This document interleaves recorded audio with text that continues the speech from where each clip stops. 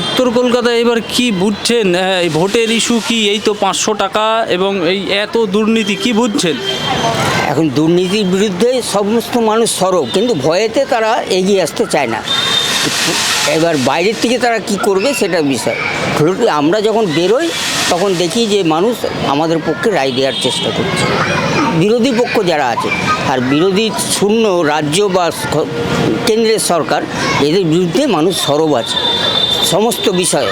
মানে এই যে সভামঞ্চ থেকে রাজ্যের মুখ্যমন্ত্রী বলছেন যে 500 টাকার দেওয়ার কথা, 500 টাকা দেওয়া হচ্ছে, বলছেন যে এটা বাড়বে, 1000 টাকা হবে, এই দিয়ে কি চলবে? শোনেন, এই নিয়ে প্রতিক্রিয়া এমন কিছু নেই।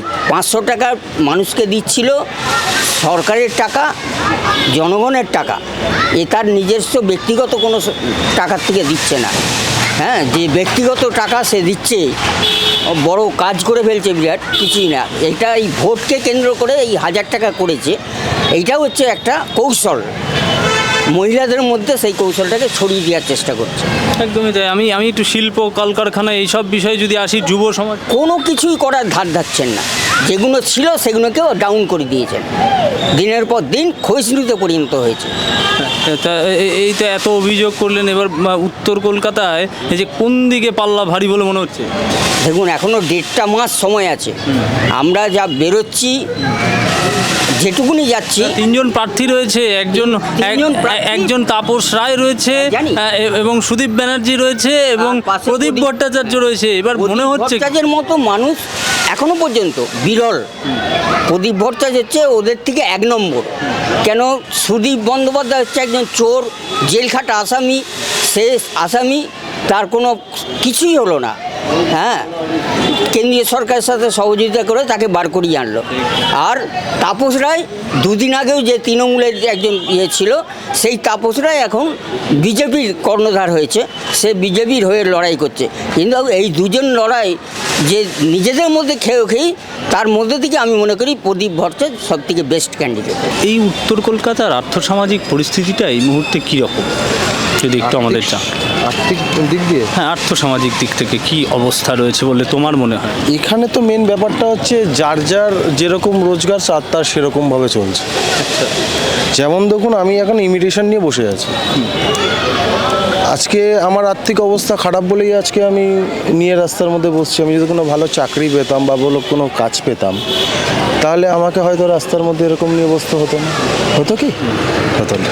তো এক একজনের এক এক ধরনের ইনকাম অনুযায়ী সে সেভাবে চলছে।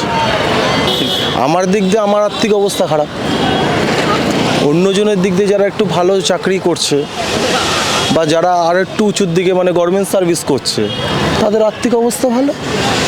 একদমই তাই। মানে এটা করছো, পাশাপাশি কোনো সরকারি সুযোগ সুবিধা পাও? দেখো, সরকারি সুযোগ সুবিধা বলতে আমাদের যেটা নর্মালি, যেটা ধরুন আমার লক্ষ্মী ভাণ্ডার, তারপর ধরুন রেশন কার্ডের দিক দিয়ে, তারপর ধরুন আধার কার্ড, ভোটার কার্ড, এসবের দিক দিয়ে সুবিধা তো পাই সাধারণ মানুষ হিসাবে। এগুলো নিয়ে কোনো প্রবলেম হয়নি এখনো পর্যন্ত আমার ক্ষেত্রে। আমার ক্ষেত্রে এখনো হয়নি। এবার এক একজনের এক একটা মতামত। না, ভোট আসে, ভোট যায়, অনেক নেতারা আসে, চলে যায়, প্রতিশ্রুতি দেয়, আবার সেই প্রতিশ্রুতি কি এখানে উত্তর কলকাতায় পূরণ হয়েছে? দেখুন, সব দিক দিয়ে যে একেবারে সব কিছু হয় তা তো নয়, কিছুটা বাকি রয়ে যায়। মানে সব কিছুই তো এখন সাধারণ মানুষ হিসেবে যদি আমি দেখি, হলো না, হলো না, সেই হলো না, সব কিছু তো হয় না। কিছুটা প্রবলেম থাকে রাজনৈতিক দিক থেকে, কিছুটা আইনের ব্যাপারের দিক থেকে থাকে, বিভিন্ন কারণে থাকে। সব কিছুই যে আমি মনে করলাম যে আমি এটা সস্তায় ছেড়ে দেবো বলেই তো সস্তায় ছেড়ে দিতে পারি না। আমার যেরকম কেনা আমি সেরকম ছাড়বো। সেরকমই রাজনৈতিক নেতারা প্রতিশ্রুতি দেয়, ঠিক কথা, কিন্তু তারাও হয়তো চেষ্টা করে পূরণ করা, তো অনেক দিক দিয়ে আটকে যেতে পারে। সেদিক দিয়ে হয়তো আমরা সবসময় নেগেটিভ চিন্তা ভাবনাটা বেশি করি। কোনো কিছু হলো না, হট করে দোষ চাপিয়ে দিই অন্যের ঘাড়ে, কিন্তু এটা তো ঠিক নয়। মানে আমি একজন সাধারণ মানুষ হিসেবে ভেতরকার ব্যাপারটা জানতে পারছি না। ভেতরে কি হচ্ছে। আমি যদি একজন নেতা হতাম, আমি যে চেম্বারে বসে আছি, আমার যে কাজ, সেদিক দিয়ে কতগুলো আমাকে ফেস করতে হচ্ছে, কতগুলো আমাকে পরিস্থিতির মানে সামনা করতে হচ্ছে, সেটা আমি বুঝতে পারবো, একজন সাধারণ মানুষ বুঝতে পারবে না। তো হট করে কাউকে আমি দোষারোপ করতে পারি না। একদমই তাই, দোষারোপের কথা নয়, বলছি যে এই তো ভোট এসে গেছে, এবার সবাই প্রচারেও নেমে গেছে। প্রত্যেকবার যেরকম নামে এবারও ওখানে প্লাস্টিক পড়ে গেছে? এবারেও নেমে গেছে। কি মনে হচ্ছে তোমার এই পথ চলতি যে দেখা, সেই দেখা থেকে কি মনে হচ্ছে কোন দিকে পাল্লা ভারী হতে পারে এবার? দেখুন, ওইভাবে বলা যায় না, ওইভাবে কোনোদিনই বলা যায় না। দেখুন, যে রাজনৈতিক দল সব থেকে বেশি কাজ করবে, মানুষের জন্য চিন্তা ভাবনা করবে, কেন আমাদের দেশের 70% মানুষ হচ্ছে গরিব বা মধ্যবিত্ত। মানে আমাদের 3টে ক্যাটাগরি নিয়ে মানুষ হয়, ABC, BCটাই বেশি, এটা কত 30% হবে, তাই তো? তো 70% মানুষ হচ্ছে আমাদের মধ্যবিত্ত বা নিম্ন মধ্যবিত্তের মধ্যে। এবার মানে আমার দিক দিয়ে মনে হয় যে রাজনৈতিক দল ভালো কাজ করছে, যে ভালো কাজ করছে বা করবে আগামী দিনে, তারাই টিকে থাকবে। পাল্লা ভারী কোন দিকে ওইভাবে বলা যায় না পাল্লা ভারী। এখন দেখুন, আমাদের এখানে TMC পাল্লা ভারী, একদমই তাই। দিদি আছে, আর সত্যি তো উনি কাজ করেছে, একেবারে যে কাজ করেনি যে তা তো নয়। সুদীপ ব্যানার্জি নিজে সাংসদ। হ্যাঁ, সুদীপ বন্দ্যোপাধ্যায় রয়েছেন, উনিও কাজ করেছে, দরকার পড়লে ডাকলে আমরা পাই। আমার দিক দিয়ে একদম ঠিক। এবার রাজনৈতিক ব্যাপার তো কিছু বলা যায় না। তাপস রায় কিন্তু আমার একার তৃণমূল মতো তো- থেকে আবার এখানে চলে এসেছে, এখন বিজেপির ক্যান্ডিডেট। সে তার ব্যক্তিগত ব্যাপার, সে কে কোথায় যাবে। আমি আজকে ইমিটেশন বিক্রি করছি, কালকে যে আমি লজেন্স বিক্রি করবো না, তার কোনো গ্যারেন্টি নেই, হতেই পারে। এটা যার যার মানুষ নিজস্ব ভালোভাবে নেয় এইভাবে, এই যে ধরো দল বদল এই যে বারবার। দেখুন, মানুষ কি ভালোভাবে নিল, আমার দিক দিয়ে যদি ব্যক্তিগত মতামত যান, দেখুন কোন রাজনৈতিক সিম্বল নিয়ে আমি কাজ করছি সেটা বড় কথা না, আমি যে মানুষের জন্য করছি, কতটা করছি, সেটাই বড় কথা। আমি আজকে বিজেপি যাবে, TMC চাই, সেটা বড় কথা না। আমি তো মানুষের জনপ্রতিনিধি, আমি তো মানুষের জন্য কাজে নামছি। আমি যে সিম্বলেই যাই না কেন, আমি জনপ্রতিনিধি, আমি মানুষের হয়ে কাজ করছি। তো আমি মানুষের কতটা স্যাটিসফ্যাকশন দিতে পারছি, এটাই বড় কথা, তাই কি না? না, এই ধরো যুব সমাজ, তোমার বয়স আমার বয়সে যারা রয়েছে, যারা ধরো ছাত্রছাত্রী বা পরীক্ষা দিয়েছে, পাশ করেছে, তারা যে কলকাতার রাস্তায় বসে আছে, শিল্প কলকারখানা নতুন কিছু আসছে না, সেই বিষয়টা কিভাবে দেখছো? তাতে একটা সংস্থান হয়। হ্যাঁ, এটা ঠিক, শিল্প সংস্থান এখনোভাবে সেইভাবে উন্নত নয়। জানি না ভবিষ্যতে কি হবে। বলে আমাদের পক্ষে এই যে এজটা বিলং করছে, এই যে চাকরি পাওয়ার একটা সম্ভাবনা, সেটা হতো এই আর কি। হয়তো হতো, আর হয়তো হতো না। মেন কথা কি বলুন তো, যার যেমন যোগ্যতা। হ্যাঁ, চাকরি কি করছে না যুব সমাজ? অনেকে, হয়তো সবাই সরকারি চাকরি পাচ্ছে না, কিন্তু প্রাইভেট সেক্টরগুলোতে দেখুন যুব সমাজ অনেক ভরে রয়েছে, যার যেমন যোগ্যতা সে সেরকম কাজ করছে। আমি যদি এখন 8 পাস করে, আমি যদি এখন HS পাসের চাকরি করতে যাই, আমাকে তো কেউ নেবে না। তৃণমূল থেকে একজন বিজেপিতে এসে যোগ দিয়ে দাঁড়িয়ে পড়েছেন তাপস রায়, সেও যে ইচ্ছে দাঁড়াক, যে ইচ্ছে দাঁড়াক। একজন মহিলা শেষ কথা বলে, মমতা ব্যানার্জি। ভরসা রাখছেন? 100% সুদীপ বন্দ্যোপাধ্যায় জিতবে। কাজের লোক, সব সময় মানুষের পাশে থাকে। সুদীপ বন্দ্যোপাধ্যায় জিতবে না তো কে জিতবে? তাপস রায় জিতবে। একবার ইডি রেড করে দিল বলে চলে গেল, এতদিনকার দল ছেড়ে গেলে তো সস্তা রাজনীতি হয়ে গেল। আবার প্রদীপ ভট্টাচার্য দাঁড়িয়ে। দাঁড়া, প্রদীপদা সিনিয়র লোক, প্রদীপদা সম্মানীয় লোক। আমরাও তো এক সময় কংগ্রেস করতাম, তারপর তো তৃণমূল করেছি। দাঁড়াক না, কোনো অসুবিধা নেই। মমতা ব্যানার্জির উন্নয়নের উপরে কোনো নাম খাটবে না, নরেন্দ্র মোদীও খাটবে না। উত্তর কলকাতায় আপনি প্রবীণ মানুষ, দীর্ঘদিন ধরে করছেন, তো কোন দিকে পাল্লা ভারী বলে মনে হচ্ছে? যারা ভালো কাজ করবে চারদিকেই পাল্লা ভারী। এতদিন যারা করেছে তারা কি ভালো কাজ করেছে? দেখুন, আমি বলবো সব আশা যে আমি পেয়েছি, মনের মতো পেয়েছি তা তো না, মনের মতো সব জিনিস তো পেয়েছি তা তো না। কিছু জিনিস আছে, আমি একটা কথা জানি, মেহনত করে খেতে হবে। মেহনতের বিকল্প কিচ্ছু নেই, মেহনতই সব থেকে বড় জিনিস। মেহনতই হচ্ছে আমাদের আসল রুটি রোজগার। মেহনত করা খাও। এখন আমি বলবো না যে সুদীপ বন্দ্যোপাধ্যায় খারাপ, তাপস দেব খারাপ, বা সিপিএম কংগ্রেসের যে যাই যে সে খারাপ, সবাই যে যার মতো শেষ করছে। কি মনে হচ্ছে ভোট দেন? হ্যাঁ, ভোটটা দেবো। এবার কোন দিকে? না, আমি সেটা আপনাকে আমি এখন বলবো না। সেটা আমি যেদিন ভোট দেবো আমার মন, এটা আমার ব্যক্তিগত মত। তবে পাল্লা ভারী কোন দিকে মোটামুটি আমার মনে হচ্ছে এবছর একটু অদল বদল কিছু হতে পারে, বদলাতে পারে?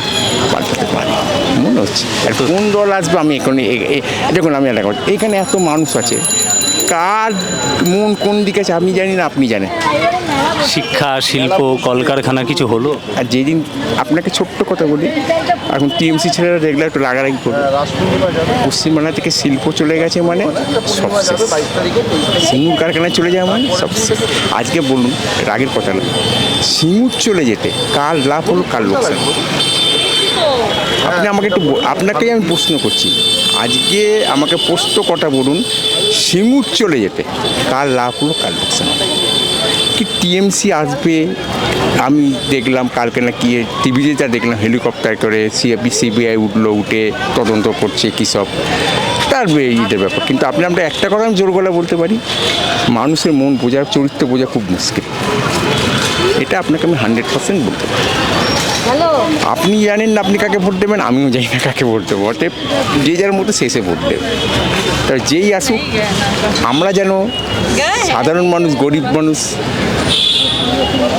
মানে যতদিন বেঁচে থাকবো মাথা উঁচু করে যেন বাঁচতে পারি। কি চান উত্তর কলকাতায়? আর কি বাকি রয়ে গেল? কি চান? প্রচুর কাজ, কর্মসংস্থান নেই, কর্মসংস্থান চাই, কর্মসংস্থান। তিনটে জিনিস জানি, আমি জানি কর্মসংস্থানই হচ্ছে, কর্মসংস্থানের বিকল্প কিছু নেই। কর্ম থাকলে সমস্ত দিকই ঠিক থাকবে। আজকে আপনি চারদিক দেখান তো, চারিদিক দেখান তো, দোকানগুলো কেমন খালি খালি, কটা মানুষ আছে, কর্মসংস্থান কই? আমি ওই যে ছেলেটা বললে, আমার দাদা যে বললেন 70% মানুষ বেকার, আর 20% কি 10% মানুষ চাকরি বাকরি করছে। তা সেটা নিয়ে তো পশ্চিমবাংলা চলবে না। আমি স্বাস্থ্যসাথী কার্ড পেলাম কি না, আমি রেশন কার্ড পেলাম কোনো, সেটা আমার তো মৌলিক অধিকার। রেশন কার্ডটা তো আমার মৌলিক অধিকার। তার স্বাস্থ্যসাথী কার্ড টিএমসি দিয়েছে, সেটা তো আমি আজ পর্যন্ত যাই না আমার কাজে লেগেছে কি না। কেন, আমি খুব অসুস্থ ছিলাম, আমার ব্রেন স্ট্রোক হয়েছিল, সেখান থেকে আমি কী পেয়েছি না পেয়েছি আমার পরিবার বলতে পারে, আমি যাই না। তবে একটু বলতে পারি, যেই দল আসুক তারা যেন মানুষের জন্য কাজ করে, সাধারণ মানুষ যাতে ভালো থাকে সেরকম কাজ করে। আর হিংসা, হানাহানি, লাঠালাঠি আমরা কোনোদিন চাইনি, চাইব না। উত্তর কলকাতা নিশ্চিন্ত ঐতিহ্য বহন করে এই কলকাতা, দীর্ঘদিন হচ্ছে। তিনটে ক্যান্ডিডেট এবার দাঁড়িয়ে পড়েছে লোকসভায়। এক হচ্ছে প্রদীপ ভট্টাচার্য, সিনিয়র একজন ব্যক্তি, আরেকজন সুদীপ ব্যানার্জি, আরেকজন তাপস রায়। এই যে তাপস রায় কিছুদিন আগে তৃণমূল থেকে বিজেপি, কী মনে হচ্ছে? দেখো, একটা কথা বলি, ব্যাপারটা হচ্ছে আমি যতটা বুঝি, এসব লোককে বোকা পড়াচ্ছে, আর কিচ্ছু না। লোককে বোকা পড়াচ্ছে, এ দাঁড়াচ্ছে, সে দাঁড়াচ্ছে, ও দাঁড়াচ্ছে। এই যে তৃণমূল থেকে ঝাঁপ মারলো বিজেপি থেকে ঝাঁপ মারছে আবার কংগ্রেসে। এগুলো কোনো মানে হয় নাকি? শুধু জার্সি চেঞ্জ করছে, কে কত টাকা দিয়ে সই করবে। যেরকম মোহনবাগান, ইস্টবেঙ্গল, মোহামেডান, ঠিক এই এখন এই রাজনীতিটা তাই হয়ে গেছে। তুমিও বলতে পারবে না, আমিও বলতে পারবো না, কেউ বলতে পারবে না। আর সঠিকভাবে এখানে ভোট হয় না। সঠিকভাবে যদি ভোট হয় তাহলে মানুষ বলতে পারবে যে হ্যাঁ, কে জিতবে, কে কী পজিশান পাবে। তা সঠিকভাবে ভোট পাবে না, সঠিকভাবে ভোটও হবে না। না হলে একটা জিনিস বোঝার কথা আছে, ভোট 3 মাস আগে দিল্লি ফোর্স পাঠিয়ে নিয়েছে, যাতে রাজ্য সরকার সেটিং করতে পারে। সেটিং করে রেখে দিয়ে 2-4 দিন বেরোলো, তারপর এখন ঘরে ঢুকিয়ে দিয়েছে। এই উত্তর কলকাতায় এবার এতগুলো পার্টি দাঁড়িয়েছে, কোন দিকে পাল্লা ভারী বলে মনে হচ্ছে? পাল্লা ওই যে বললাম, বোঝা মুশকিল। যারা সাধারণ লোক বুঝতে পারবে না, কারো সাধারণ লোকের বোঝার ক্ষমতা নেই। যখন ভোট আসবে তার আগের দিন বাড়িতে এসে বলবে আপনি যাবেন না, তা কী হবে? সে ভয়ে যাবে না, সে তার ফ্যামিলির চিন্তা করবে। আমাদের যদি নিরাপত্তার ব্যবস্থা না থাকে, তাহলে আমরা জোরটা কারো করে ফোলাবো। তা আমাদের নিরাপত্তার ব্যবস্থাই নেই। না, এই যে রাজ্যে ধরুন যুব সমাজ রয়েছে, আপনার বাড়িতে আমার বাড়িতে ছেলে মেয়ে রয়েছে, তাদের চাকরি হচ্ছে না, কলকারখানা আসছে না, এইগুলো এই রাজ্যে তো তাদেরকে কী করছে, তারা চাকরি পাবে? তাদের তো মদের বোতল দিয়ে ঘরে পাঠিয়ে দিচ্ছে, যে তোরা মদ খা, শুয়ে থাক, এসব দেখার দরকার নেই। তারা মদ খাচ্ছে, মদের পয়সা পাচ্ছে, মদ খাচ্ছে। ভবিষ্যতে যে চাকরি পাবো এসবের চিন্তা, চাকরির জায়গাটা কোথায়? সবই তো কন্ট্রাক্ট ভার্সিটি দিয়ে দিচ্ছে।